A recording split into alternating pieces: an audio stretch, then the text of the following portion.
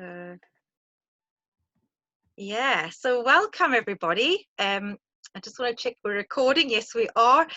Yeah, so welcome everybody. I'm really delighted today because I've got my colleagues Alosa and Emma with me from Noah's Ark, but I also have joining us Ian from North Point, who's graciously given his time to us today. So yeah, welcome, and welcome to all of you out there who'll be listening to this, and hopefully, you know, we can explore, we thought we'd explore today a little bit around the topic of lockdown. What do we call it? Lockdown in low mood. Because we thought that would be very relevant at the moment, you know, this idea of oppression, lockdown, and what if you're already going through low mood before this, and this won't be helpful, or maybe it will be, I don't know. We'll explore it a bit today. I wonder if our guests could introduce themselves. So I'm Natalie, I'm the Young Person's Council Coordinator at Noah's Ark, and I work with young people, family, children, do a bit of all sorts, supporting the counsellors there. But guys, I wonder if you could introduce yourselves and maybe say a little bit about what you do and yeah, what inspires you working in this area. Shall I just kick off there? Yeah, so, I'm Alosa.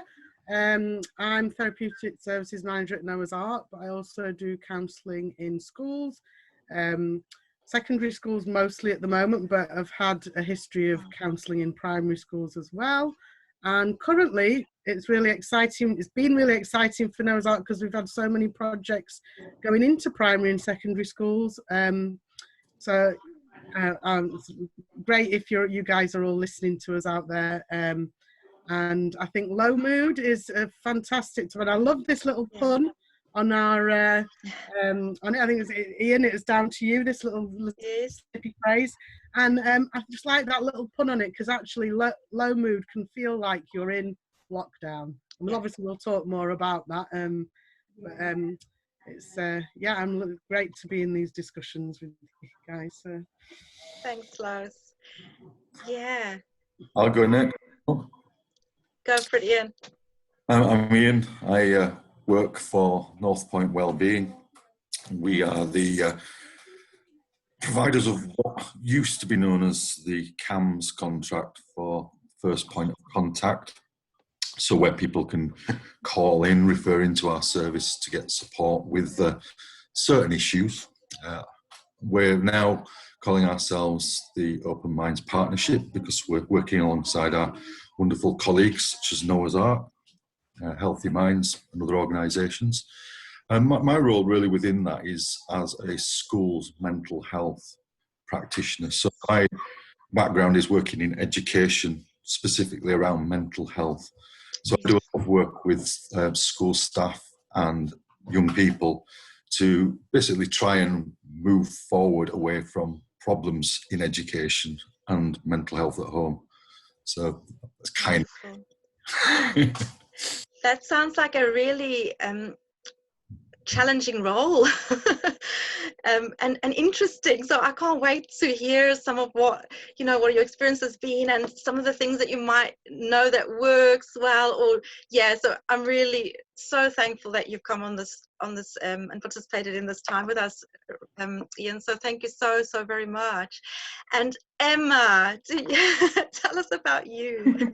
Hi, I'm Emma. I'm on the ASD team at Noah's Ark, and I also work in primary and secondary schools with students as a counsellor, and also with adults as well at Noah's Ark.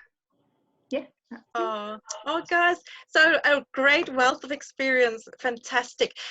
So yeah, now let's just wrap our heads around this idea of low mood, because I was thinking about it earlier and I was thinking, well, yeah, but you know, a lot of the questions come up, well, teenagers are synonymous with, you know, hormonal changes, moody, you know, all these labels that we give. They're often very unfair as well, but I guess they are going through a lot of changes, and I guess they can come across as irritable sometimes, to be fair. I know I was a very irritable teenager when I was that age, but maybe that's why I'm thinking that. But yeah, but I guess the question for me that came up is, so often there is sadness, isn't there? There is the changes and the hormonal changes, and then there is something about it being that stage of life. how do we know when it's more than that, or when it's not just actually my child's being appropriately sad, or this is normal teenage behavior and typical? How do we know that this might be actually something to be more concerned about, or to maybe, yeah, I was just wondering about that, because it's kind of a bit of a minefield, I think, sometimes for professionals and for parents, you know. Any thoughts? I mean, again, I think it's brilliant that you've raised that subject, because one of the things I do think that we often neglect is the developing brain. Yes. And one of the things that I'm aware of under the spectrum of scientific research is that the adolescent brain is an area where we're doing more and more research than ever before. Yes. Unfortunately, we understand very little about the brain, but what we do know, what the experts know, is that there are definite and significant changes taking place from pubescence all the way through to early adulthood, if not later in some cases. Yes. That way that the brain develops and forms that has very, very distinguished features that lead us to think that young people have issues as a result of those different types of changes that are developed. So it's not so straightforward always. There's a lot more to it. You know, when you say these brain changes, can you tell us a little bit about that? I'm just because I love neuroscience, I'm really curious about, you know, that sort of thing. Can you just help us understand a little bit of it more about what are these changes and what's happening with the teenage brain, maybe? Yeah, I mean, what they do is they look under, well, they use the magnetic resonance imaging cameras. So nowadays we photograph a brain and look at it as a picture, but also we have something called functional resonance imaging. So they can almost video record activity within the brain. And one thing that they know about adolescent brains is that they seem to be changing, not just in terms of the way that they function, but in the way the actual physical matter looks. Wow. There's white matter and grey matter. Yes. And again, I'm no expert in this, but one thing is that there's something about the way that the brain creates synaptic connections. So of these wonderful branches in the brain called synapses. Yes. And the thing that happens during adolescence is that those synapses become less flexible. So they turn from a kind of a grey colour into a white colour, and that becomes more rigid and fixed. Interesting. Different parts of the brain that are going through these changes. So one thing that they know about the front of the brain, the cortex, is that's the rational decision-making, listening brain. Yes. Not fully formed. But also in the middle of the brain is the limbic system, the amygdala, which regulates mood. And that's not fully developed either. So they think that the limbic system's working in overdrive and is very hypersensitive, but the bit that regulates that's not developed. So there's this kind of mismatch between logical thinking and irrational thinking, and that's why you're in the adolescent brain. That makes so much sense, and I find that so fascinating. So have I understood? It's like their frontal part of their brain, the thinking, executive functioning part, is kind of coming online, but not quite there yet. It's like quite a process. Right, and the emotional centres working, for some reason there's an increase in activity. So children are far more emotionally sensitive, far more embarrassed when it comes to the way that they act around their peers, but they're also more likely to take risks. The thing that around the social functioning is that young people tend to reject the advice of their parents and tend to lean more towards the advice of their peers as they're trying to separate themselves from that key relationship. So interesting. Yeah. Think about a child when they're going to cry when they're little. A parent puts the hand out and they automatically go to reach for it because that's how they've learned. But as they become a teenager, they don't need that function anymore. So the brain starts to sort of dump that information. We don't need to do that. And so therefore, they're far less likely to follow those old command systems and structures. So it's almost like a separating as they're growing into adults, really. That makes so much sense. I think if we've got teenagers, or we're like, yep, that just makes so much sense what you just said there. Absolutely. And there's definitely this idea of pulling away, and friends and peers becoming so much more important in their world, isn't there? And yeah, where they used to really like us kind of coming alongside and problem solving and giving advice, they're like, nope, it's like what my friends think. That's the most important thing. And it's such a massive shift, isn't it? And I'm just thinking, it must be such an intense time when you've got all of these brain changes, this pruning going on, this what he was describing, this bedding down of the circuits in the brain, and this limbic system being so sensitive, and then you've got all of the other social changes going on, and having to, who am I, and all of that, trying to figure it out. I mean, no wonder they might get anxious or have low mood. It's I was just thinking, as you know, you were describing all the science there, Ian, and you, Natalie, there, and then thinking about the expectations, because as adults, we, you know, you might think as a parent or professional, I'm the adult, they're the young person, and sort of, but we also can have expectations upon them to be either, as an adult, would be able to problem solve and risk assess, or we might, as parents and staff, maybe also have the expectation, well, actually, you're still a child, and when I reach out to you, you should take a hand, or you should do as I tell you, and, you know, let me solve the problem for you, kind of aspect. So not only, I guess, they've got all that in their brain, but they've got the outside society bit and the expectations coming in on them as to what everybody around. It's no wonder that they're much happier empathizing with their peers who are also in that same kind of system, you know, who haven't got the same expectations of them as parents or school staff, you know. So you can see why they might go into avoidance, you know, which I guess avoidance can look like low mood as well, can't it? Whereas actually it's maybe it could just be avoidance. They don't want the hassle of whatever the expectations coming in on them, that, you know, I've got this, mum, or I've got this so-and-so, you know, I don't need you to tell me what to do here. But then in essence, when they come up with their solution, it may well be from a childlike place, and like you're saying, that brain hasn't functioned properly, and it may not be a fully solved solution, but still could do with a bit of tweaking.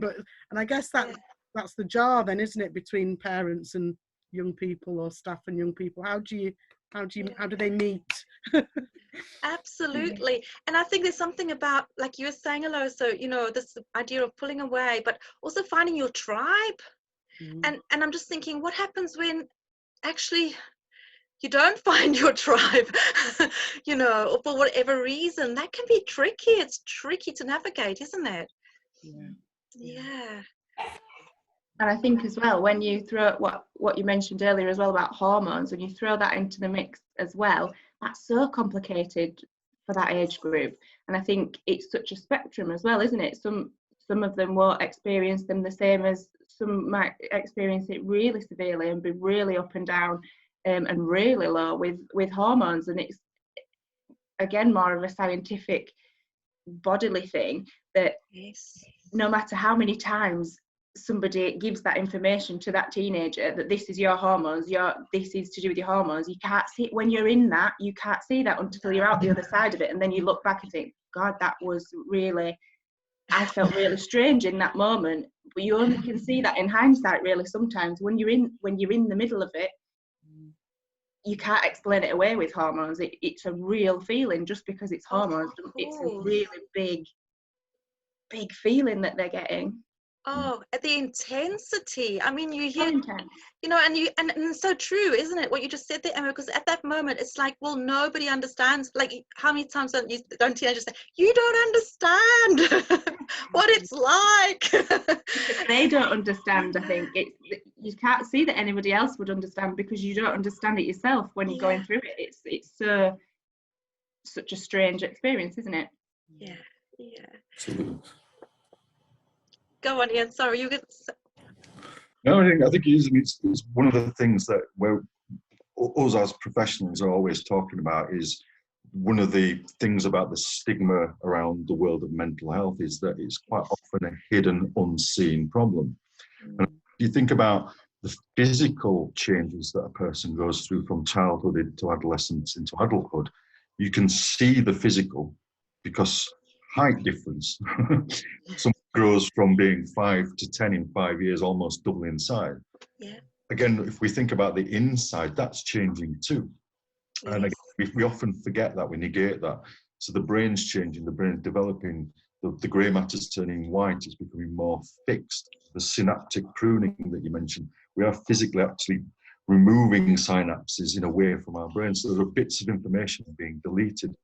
And the hormones, again, invisible to us, from the side looking in. And all this is real. I mean, we've all been through it. It's been something that's been a subject of talking for a couple of thousand years around adolescence. And it often shocks me that we do forget to acknowledge that. I think it's really important that we do acknowledge that low mood, if that's what we're going to talk about today, has to go hand in hand with adolescents, young people, around physical development and brain development as well. And there's a very good reason why a teenager is moody. There's often a good reason why they're irrational, hypersensitive. Again, some adults are still like that, but yeah. Yeah. No, I think that's so true. And there's something about having empathy for the stage of life where they're at, where we've been there, like you say, and there's something about just trying to have that empathy, isn't there, and understanding and meet them where they're at, because they're not adults, they're not children, they are in a different life stage with all, like you say, these physical changes that are going on in the brain and the body. Gosh, and not to mention the changes of going to high school. So it's a perfect storm. You've got around about the puberty, somebody moving into a different environment. There's the hormonal changes. There's different set of peer issues. Then there's the expectation of school. It's no surprise that sometimes young people really do feel it. Yeah. And Ian, can you tell us a little bit about, like, when do you start to think this, that yes, it's a bit more than just, I say just, but a bit more than the typical what are we sort of looking out for? What are we sort of thinking, oh, that's a bit of a worry? Yeah, in my experience, I often repeat myself often when I'm doing training, which is something that's marked and persistent, that stands out from the norm, but carries on. Yes. And also it's something that impairs daily functioning. Marked and persistent is something that stands out. As parents, we know our children. As teachers, we know our children. If there's something about the way that child presents different, yeah, it could be adolescence, it could be those things, but we need to check in on that. But the most important thing, I think, is when it stops somebody doing the things that they would normally go about doing. So in extreme cases, it might be leaving the house. It might be meeting up with friends. It might be being scared to do something for the first time. So yeah, there's many different stories that I could tell you about something that impairs daily functioning. But yeah, it's where it stops people going about their day-to-day business that you or I would expect somebody to be comfortable in doing. That makes sense. Because how often do you hear where they're just like, oh, they spend time in their bedroom, they don't want, not because they, especially if they were sort of an outgoing person before, and there's a sudden change in their, there's no joy there, there's no enjoyment of things they used to enjoy, or you see it, don't you? And yeah, it's just a real, parents often say, oh, like they're not the happy kid I used to know. And then I think, well, they are a teenager. But it's more than that, isn't it? Like you say, it's the sort of ongoing daily functioning. It's just, wanting to avoid, as Alosa was saying earlier. And what about sleeping? I wondered about that as well. Because I know teenagers, they do need a bit more sleep than perhaps some of us, or but yeah, and eating, and I wondered about that. I think they do. I mean, I was so shocked with, well, so shocked, but kind of, I always feel like it's a key thing. A lot of the young people we work with in secondary school, that you kind of think, no wonder you're feeling so low. Actually, when you start asking them about their sleeping habits, and how little sleep they are actually functioning on, you think, no wonder you're getting into trouble, no wonder there's behaviour, no wonder you're feeling low, and because obviously we can't do those daily functioning tasks or have that kind of strength to try new things or interact in appropriate ways with people if we aren't feeling strong and refreshed and able to sort of face the day. Whereas I know a lot of young people that I see in counselling, they've got into such a poor sleep habit that it's almost like they're in a cycle then that that's quite hard to get out of, because they might say that, well, doing certain activities makes me feel less anxious at night, or kind of it gets me, but actually then it's helping to embed that cycle, in fact, of less sleep, and oh, lo and behold, I've got to get up at 6, half 6, and get out and catch the bus and get to school, and sometimes I think, well, how are you actually, if I had as less sleep as you're having, I wouldn't be able to cope at school. So I think sleep is a huge thing that kind of needs looking at times. I think as parents, and it can sometimes be forgotten, and I think in that maybe a little bit as they get to teenager, they get left to go to bed, when they choose, or you're not really quite sure. They might have the mobile phone in their room, and that's keeping them up. And those are all things that are hard to manage. I'm not trying to say that people should do this or that or other, but I think as a generation of young people, there's more stimulants for them, perhaps, than in our time when as we've just been saying, adolescence is adolescence, isn't it? But I think this cohort of adolescents nowadays have a lot more things to stimulate them, and it's harder for them to sort of tune out and follow that kind of good routine. I think you're so right, Lois. I mean, it's about your resources, isn't it? And I guess it's like, functioning on a day, if you haven't had sleep, that can feel, and it's tough anyway, isn't it? But as you were saying that, I was just thinking as well, when you were saying about technology and it all coming in, I was thinking how sensitive. I mean, I know some of the clients I've come across, it's just when you're feeling so low, you've got a real sensitivity. I guess I'm just thinking about this negative, you can look at the world in a very negative way, and you're so super sensitive to anything that looks critical, negative. You take everything personally. And I always think, what's underlying this low mood? Sometimes I think, is it self-esteem? Is it, what are some of the underlying issues that might be there? Is it that they need some assertiveness training? I think we need to be careful about not just saying, oh yeah, low mood, but I think there's something about, like you were saying, is it the sleep? Is it eating? Is it what is the underlying? It could be a mixture of, couldn't it? I think young people are quite good at masking their low mood, and I imagine, we're recording this in this current lockdown situation, but I think in normal times, some young people are very good at masking their mood and might come across to the outside, and even some people might be surprised at some of the young people that come for counselling, because actually they're young people who engage in a lot of activities out there. They do certain sports. I mean, I know, from our clientele at Noah's Ark, particularly, they'd go out and they do all sorts of things. And so you might not think, oh, that person has got low confidence, or they're not very, but actually some of those things might be masking what's really going on for them. So once those things have been stripped away, and you wonder, how they're coping in this current situation, because once those outside sort of things have all been stripped down and they're left sort of bare, and it's just me in my room and that's it. I kind of wonder if that low mood is coming, it begins to be seen then by the people in the family, or, it's like, well, actually, this might have been well, actually I've been sad for a while, or kind of yeah. I think that's so, just what you said there, the mask. It's exhausting wearing a mask, isn't it? And for a lot of the clients, I'm sure you can all relate, like they've been wearing this mask and it's exhausting, which is why giving them that space can be such a relief, because it's like, oh, finally I can leave my mask outside the door and just be real about what's going on for me. Absolutely, absolutely. Gosh.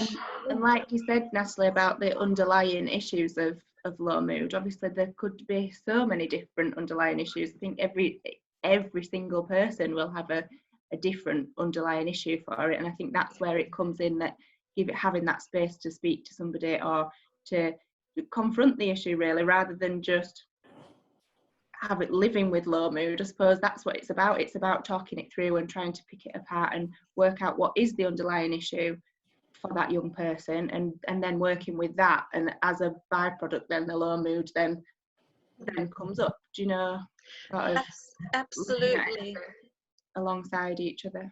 Yeah. Oh, Emma, I can totally agree with you there. I think it's something about taking each person as an individual, with their individual, but I think there's also, I suppose I want to just balance that as well with, I think there's something helpful about understanding the psychoeducation side of it as well, like just you know, also just having that on the shelf and sharing that with young people sometimes, like, you know, what you were saying, Ian, about, you know, this is normalizing it. Well, you know, there's a lot going on here for you anyway. So that could be absolutely. If we look at a kind of more traditional description of low mood, it's often brought about, you know, often through the way somebody has been raised, or events in somebody's life, whether it's something that's traumatic or whether there's been an incident which has made somebody feel a particular way. It could be that somebody's got a medical condition. I mean, pain is often attributed to depression, thyroid problem, things like that. And again, sometimes we can look at the societal issues, such as what are young people doing for their recreational habits. So drug use might be one issue. So there's lots of factors which sort of account for the reasons why. I think also it's important to know how somebody stays in that mindset as well. So what is a young person or an adult doing that allows that to continue? And that's often about the way that we perceive the world, the way that we think about the world. So when you were talking earlier on about what a young person might be doing in terms of the way that they value themselves, so sort of, we call it self-esteem, don't we? The process of self-esteem. But, you know, who are they in the world? What is their identity? And if you think about lockdown at the moment, that's causing possibly more issues where people are actually withdrawing into themselves and questioning who they are, what their part in the world is, where have the friends gone, how can they connect? So yeah, it's a very complex thing, but very, very simple in terms of the way that it presents. Yes. Do you know, that makes so much sense. And it's like, I suppose in lockdown you don't have those normal distractions. You can't go out. You know, if your tribe is what, you know, is buoying you up and keeping you energized and feeding life into your being, and you're suddenly in isolation and cut off from that, then you're alone with your thoughts. And if your thoughts are negative and you have got into that habit of the world's a bad place, I'm bad, others are, you know, my family, and I can only imagine. Like Ian was saying, you know, how that low mood is dealt with, because somebody avoiding or maybe behaving in a certain way to try and get their needs met in the family or at school or such, you know, it's often that underlying sort of needs, like we were talking about, or things that could be causing the low mood, can sometimes get forgotten. But then actually, on top of what that underlying problem or need might be, comes that pressure of, well, actually, somebody who does all those, you know, avoids, rejects, or behaves in that way, they then get that negative kind of punishment and reinforcement, which only then piles on the negativity and the low mood, and they're just stuck in that, stuck in a cycle again. So I think that how you combat, how you might respond to young people in low mood, it's quite key, isn't it? Really, it's like it goes back to trying to boost some of that self-esteem again, or maybe trying to help with some of the distractions like you were talking about, Natalie. And I mean, I look and I think about the situation we're in now, and I'm thinking about motivate things, having a motivation for something, because it's hard to be stuck in lockdown, in low mood, and nothing to be motivated about, things to look forward to, or things that you're good at, or kind of maybe trying new things and it working out, okay, taking that risk and being praised, and you're motivated to do it again, because I guess praise and positive reinforcement increases that a young person's motivation to do that activity again, so I was thinking, I guess, in that sense of, well, how do you get somebody out of that phase rather than exacerbating the cycle and keeping them in that avoidant behaviour or other unpleasant behaviours that might sort of come out of it as well. I like that word you're saying, cycle, and also because I think that's so key, because it does something when you're with a person that's really depressed. You do feel something. I always say it's like going down the plug hole, because it can feel like the cyclic going round and round. And I think there's really something important about people working with very depressed people, not to go down the plug hole with them, isn't it? And especially with, I'm thinking about teachers in schools, I don't know what you would say, but how do we not go down the plug hole with them, and how do we sort of buoy them up and stay on solid ground when it feels like the ground's shifting? So I mean, again, it's not a simple question to answer, really, but my own personal belief is very much around absolutely, we've already mentioned the empathy, the idea of trying to understand what somebody's feeling, thinking the stuff that they might be going through. But also it is very much about the idea that you can see this as a process. It's something that somebody is actually going through on a daily basis. So yes, something might have happened yesterday that makes somebody feel bad today, but that thing yesterday's gone away now. So what is it that's feeding that, that's keeping that alive? I also mentioned that kind of cyclical thing. And so we get wrapped up in our own thinking, our thoughts. Our thoughts are very much connected to the way that we feel. Feelings are called feelings because we feel them. They're real. You get chest feelings, you get stomach feelings, you get throat feelings. And, all you have to do is think about that thing, and those feelings come back immediately. So we perceive it as a process that somebody's going through, and especially young people. That's the bit I always talk about in terms of that's the language that we can use to describe not only what it is that we're going through, but also what we can do to help. So often we can get, the story is useful, absolutely, but sometimes we forget that children can't always talk about their feelings or why things are the way that they are. But if we talk about the actual physical side of it, so, okay, I understand that things aren't going well for you at the moment, but what is your body telling you right now? I think that's that's an easier way to start a conversation with a young person than it is to tell me what it is that's going on in your life right now. When I feel bad, sometimes I feel it in my heart. When I feel upset or anxious, I feel it in my stomach. Do you ever get those feelings yourself? And I don't know, it's just the way that I like to work. There's many different ways of working, but I think to start a conversation with a young person, let's start with what we've got than what we think we've got, if that makes sense. Oh, Ian, that makes so much sense. And there's something that they can I love that way you start with like just what you're feeling in your body, like where is it, that makes so much sense. And because often it can be very daunting when someone says to you, well, how do you feel about that, and how do you feel, and it can be like, oh my gosh, it's a bit too full on, isn't it? And especially like you say, if we don't have language for, we can't put it into words, it can be so daunting, I think, and so direct and in your face. And there's something about backing up, isn't there? And I love that idea of where is it in your body that you're feeling it, something concrete as well, because kids can be very concrete, and that's how they deal with the world. And again, if we think about that adolescent thing we talked about, and children rejecting the advice of adults, and again, Alussa talked about that cyclical thing as well. You know, I'm getting frustrated with you because you're not helping me back. You're not helping yourself. I mean, I often remember being a child, and if you want to behave more like an adult, then act like one. It was more, where are you right now, and what is it that your actual body's communicating to you? Where are you feeling it? That's, I think, easier to understand than, you know, trying to unpick the narrative, which might come later. I think you're so right, and it says so much about us having the right questions, not necessarily having the right answers sometimes, isn't it? It's really valuable when we know what to ask. I love that. Yeah, absolutely.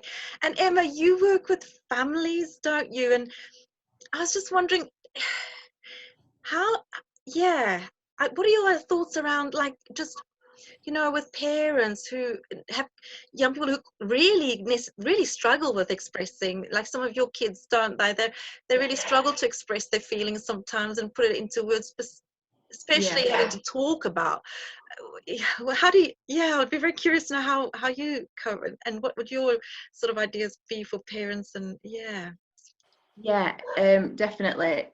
Similar to what Ian was just saying about the actual physical feelings that child or young person is feeling, and trying to do that in a creative way, or trying to get them to point it out on images, using a lot of visuals for them, and trying to get them to point at places on a picture of a body, or draw around their body, and get it to be sort of interactive for them, and so that the parents can understand it as well, and we can work all together to do that. But also I like to work with them where we speak about not how they feel, but we put another character onto it. So we'd look at their special interest and find different characters that might have different feelings and might feel things differently, and how they might cope with these things. So it takes it off that young person and puts it onto somebody totally different, but it's still working out that they can understand how that person feels. So then it's easier in the future to put it back onto them, and so it's not straight at them. But also there's the children that express themselves in a way where they feel bad, and they'll say straight out, I want to kill myself, I want to die. But it's trying to work out whether that's what they're really feeling, or whether that's their way of communicating that they feel uncomfortable, or they feel sad, they feel upset, they feel really low. And working out whether that's a language thing for them, for the children that I work with, or whether it's a real risk that actually they are at risk at this point. It's trying to get that language as well for them, a bit of emotional literacy with pictures, and with seeing the words written out for them as well, that helps, I find, with some of mine. Oh, Emma, as you said that, I just thought that's a parent's worst nightmare, isn't it? Yeah, just absolutely. Yeah, knowing that your child feels like, I don't want to live, or they say, that must be so hard for a parent to just witness, really. Yeah. Awful for them, for any parent that with a child that's saying that. It must be absolutely awful. Yeah. And as parents, we can be so hard on ourselves as well, can't we? And we're supposed to have the answers. And it's so hard when you're a parent and you don't have the answers, and you're doing your level best to try and understand, and it's not easy, is it? And I think that's where we're interactive beings. We're not solid. We're not here. These are my feelings and anxieties existing on their own. So where all those anxieties come into conflict. So, you hear quite often, don't you, with parents or even with staff, a young person's come across in that low mood, but then the anxiety is starting to picture like, oh, could there be risk? It starts to escalate in maybe the adult's mind as to what's going on or what could be happening for this young person, and then but then actually that's a lot of that could be their anxieties that.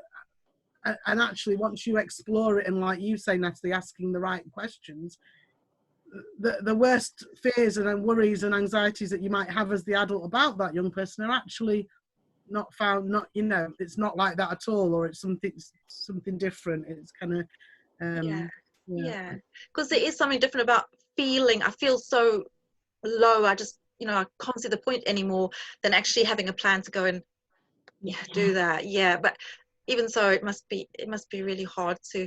And I think parents think, oh gosh, what did I do, or what didn't I do that's led, you know, this child to feel so bad. It's huge, isn't it? It's a big thing. Yeah, I think that's where it's quite nice. Sorry, Liza. I just a quick point there. I guess the young people know that as well, and know that they know how to make their parents feel guilty as well, or how to. There's, like I say, but we're in relationship with each other, so there's these kind of bounced off anxieties, and we, you know, individuals playing on other people's anxieties. Young people know in school which teachers will worry about them, which ones they might be able to wind up, which ones have a sense of humour, which ones don't. You know, it's kind of. Yeah, and I guess there's something about maybe also if they know their parents are warriors, or you know, that there might be something about them protecting the ones they love from how bad they really feel as well. Which I guess goes back to that mask thing. Sometimes they have to wear a mask, don't they? They might think that if they do truly tell their friends, they don't want to put pressure on their friends or burden their friends. They've got the role of being the happy one in the group, and they think that's why people like them, because they're, you know, it's oh gosh, the more I'm picking this, the more I'm thinking there's a lot to this, isn't there? There's a lot to this low mood. It's not just in lockdown, but it certainly comes to the fore in lockdown, I guess. Yeah. The other question I had, guys, is I was wondering about this link with anxiety. You know, I know when we've had conversations before, we've spoken a lot about anxiety, and I'd be very interested to know how you guys. Because I do personally think it's quite linked sometimes, the best of times, the anxiety and depression and low mood. Yeah, I was just wondering what you guys' thoughts were around that as well. I think working in schools, anxiety is a word that is used more and more year on year. And we get an awful lot of young people referring into our service as well as yours, saying they have this thing called anxiety. And you know, to cut a very long story short, anxiety seems to be something that's centered around fear and worry. So fear is something that's very immediate, something that's taking place often in the moment. So it might be a fear of an activity, a fear of a thing, fear of a person, fear of a teacher, fear of a building, school. But then there's the worry element of it as well, which is that idea where the object or the thing has gone, but the idea of it remains. But again, I often tell a story about when I was young and I was chased by a big dog. So the fear element was very real initially. Yes. But the dog, once that was out of the equation, because fortunately the dog didn't get me, I became fearful and very worried about the idea of what might have happened. So I didn't get attacked by the dog, but what if I did? And again, anxiety in school seems to be centered around that kind of, I don't like something in the environment, it's making me fearful. But then when I go away from that, I start to really think about it, and I really connect with those feelings of fear. So that then leads me on to what we call distorted thinking or exaggerated thinking. So reality and the thinking are two very different things.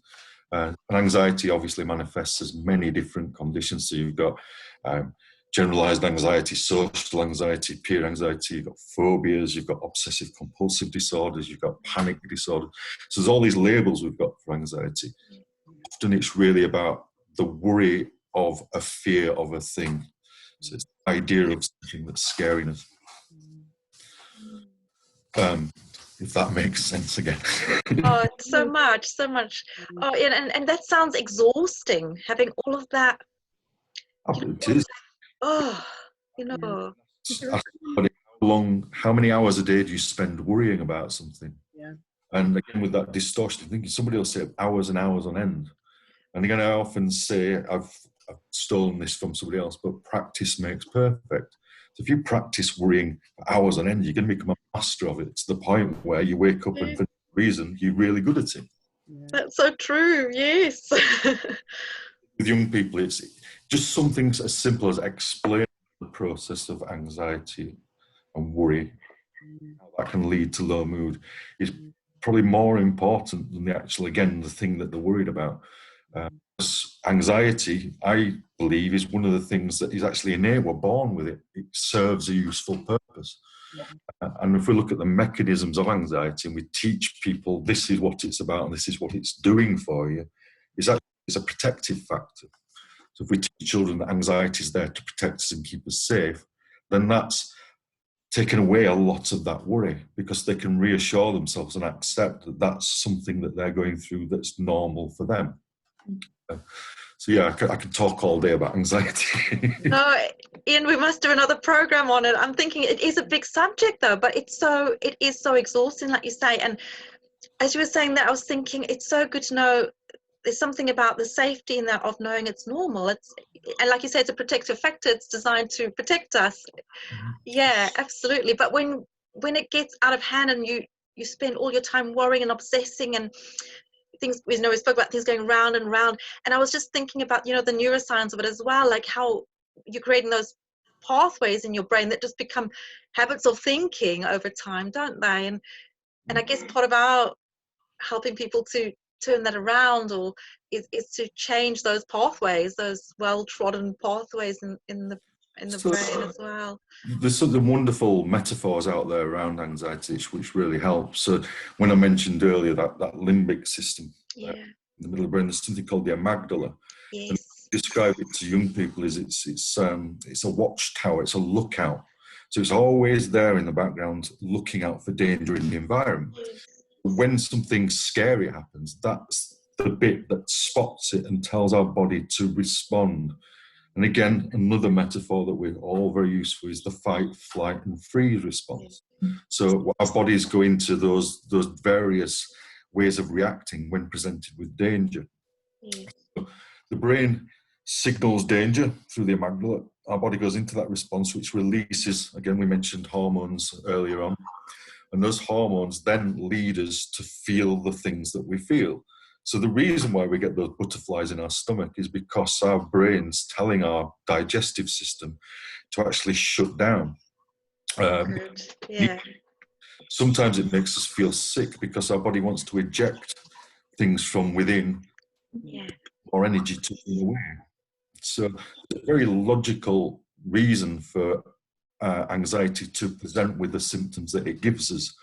But then the wonderful thing, and I always say anxiety is basically, it's worrying about worrying, is again, distorted, intrusive thoughts get in the way. So we forget that that's the mechanism, the process, and we start inventing and imagining the reality for ourselves. So it must be because my next door neighbour looked at me funny. It must be because my stopped speaking to me on WhatsApp or whatever platforms young people use. So therefore, I'm going to start mind reading. I'm going to start second guessing. I'm going to imagine the world being what it is rather than actually what's really going on. So again, another thing that I often talk to teachers and members of pastoral staff around is if you can enter into a dialogue, obviously we can talk about feelings again with anxiety. One of the things we can start talking about is, what do you think is going on versus what really is going on? Oh, wow. Yeah, no, that's so good. So good. So rich. I would love to, can we do another program on that? There's so much there to explore, Ian, just in that bit that you've said there. What is the reality and what is really going on? Yeah, because I think you're right. I think it's true, isn't it? Our thoughts do dictate our feelings and behavior so often, and getting caught up in that trap of negative thinking and mind reading and trying to fill in the gaps. But like you say, it's all to protect ourselves ultimately, isn't it? To try our best in whatever dysfunctional way to try and protect ourselves, really. And gosh, that is so good. Yeah. At the same time, you see, the thoughts are quite hidden, aren't they? I mean, you started talking, and I'm thinking about the OCD elements of, you know, it can be quite hidden to young people's peers or to staff just how crippling that issue actually is for that young person. You know, how much, you know, you were saying how draining it is, Nancy, that, you know, until they start sort of opening up a little bit maybe to somebody, and you start to actually see what a weighty issue they're going through day in, day and night often, you know, with those intrusive thoughts and the things they're feeling they have to do in order to appease that and to get things right. And that's where the irrationality obviously comes in. So good, yeah. And it's that thought that, you know, there's is when you were saying, Ian, about, you know, the fear of something. So it's not always in a classroom. It may not be the ones, you know, you get, teachers get drawn to the ones who are misbehaving, or, you know, and then the ones who are doing well might get praise for having achieving well and such. But actually those ones who are doing well may well be the ones who are really suffering, actually. And they're doing well because they're so scared of not achieving, and not, you know, and the drive to achieve in that zone, and the pressure is so, for them, feels so huge that, you know, God forbid I get a point. I've had young people who, you know, the fear of just having one behaviour point. So if you have a young person in your school that's never had a behaviour point for the years, you should be worried about them, really, because actually, you know. Yeah. No, so I think you've got such a good point there. Yeah. So that child's absolutely fine, but actually, that child must be working so hard in their mind and in their actions through to their behaviour and everything, not to get a behaviour point. The pressure for them must be humongous, you know. Please don't go looking, guys. But, you know. Absolutely. And I'm just thinking, when you're saying that, I was just thinking about the drivers, you know, like be perfect, all these underlying drivers that are so internalized in kids, you know, and they are very, self-worth depends on meeting some of that criteria for themselves, isn't it? And it's a huge pressure. You know, I cannot believe the time. But I was just thinking, it's 25 past already, and I feel like we've just been talking for a few minutes exploring this. But can I just ask, guys, before we go, because I can't believe we've been talking for almost an hour, but yeah, just, I guess let's leave people with some hope. You know, because a lot of this is about hopelessness, or feeling hopeless, or feeling overwhelmed, or feeling not in control so often. But yeah, so what can we leave people with? Some, you know, I don't like the top tips, but some ideas, or some, just from each of you, if you can. Yeah, I was thinking about this a little bit before, you know, how do we combat the low mood, and what I was thinking back to what I did as a teenager, of writing a diary and being able to, I hate this, and really scribbling that, you know. So I think there's something about maybe for a young person being able to express it in some way, and whether that, it doesn't, you know, not necessarily to another person, because I think, as we were saying, young people, they're finding it hard to relate to others often, and it's easier to write it down in a journal, or to put it down in some kind of art form, or, you know, some sort of creation that is just for you, you know, and at least then it's out, the thoughts are out there, they're not whizzing around in your head. You've been able to process it, because our brains are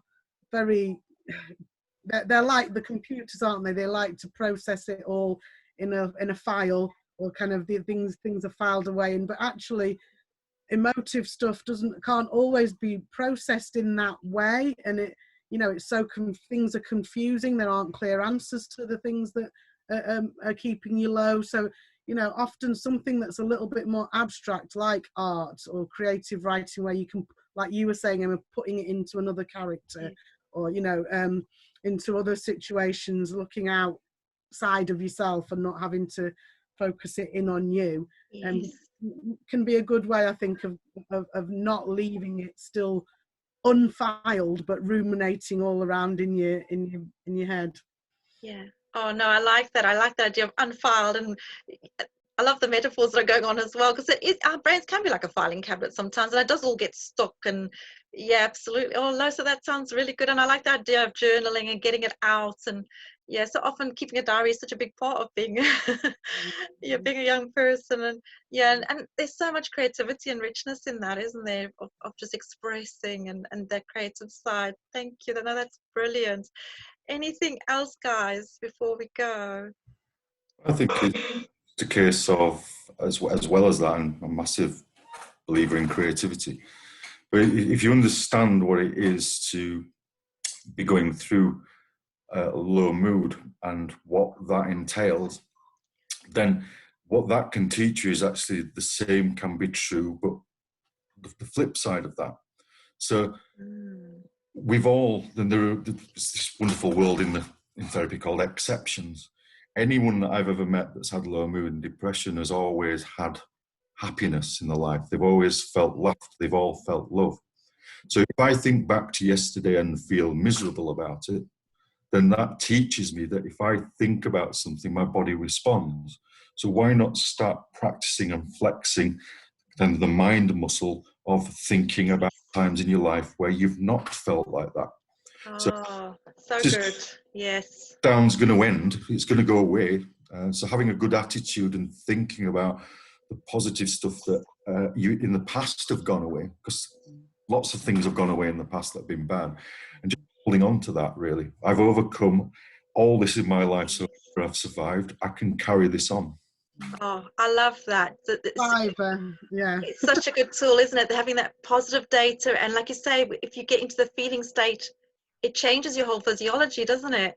And finding those exceptions, I love that. I really thank you, Ian. That's so useful, and also changing the way you're thinking and flipping it. Absolutely, those are all things we can do. They're so doable, aren't they? Absolutely. Oh, that's brilliant. Sorry, Emma, can you share some of the things that you might were thinking? Yeah, I was just thinking back to the empathy of the sort of the family around that young person, that they will probably know what it's like to be going through that. They've been through that themselves, and it's just showing that, I think, and giving that unconditional love, that even if that young person might not be the most fun person to be around at that time, and if that person is in the process of coming through that, like we've said, it is a process and it's got to be worked through. If they're in that process and not quite at the end of it, they can be not that great to be around, but it's making them see that you still want them around, and you still want to be with them, and you still love them, and you still value them, and they've got a place in the family, and valued identity, and a valued piece of that puzzle, I suppose, and making them feel a part of things still, even if they're in their own room. It's that communicate, that sort of just including them in everything, I think, even if they don't want to, like giving them the choice. You're on mute now. Oh, sorry. I'm talking to myself. Yeah, no, absolutely, Emma. Sorry, there's something about the environmental aspect, isn't there, of giving them that safe environment. Yeah, absolutely. Things grow in a good environment, don't they? And we can give that so often. I love that. Guys, such great ideas, just so much richness, and I really hope we can have another time to talk about and just go into a bit more detail, because I'm just so curious to know more about the things around anxiety, because I just think that in itself is such a big topic anyway, and the low mood. And so thank you so much for your time today and all your ideas, and just for your help, and just for sharing so graciously with everybody. Thank you guys so much, and have a great week. Till next time. Cheers for now. Bye. Bye.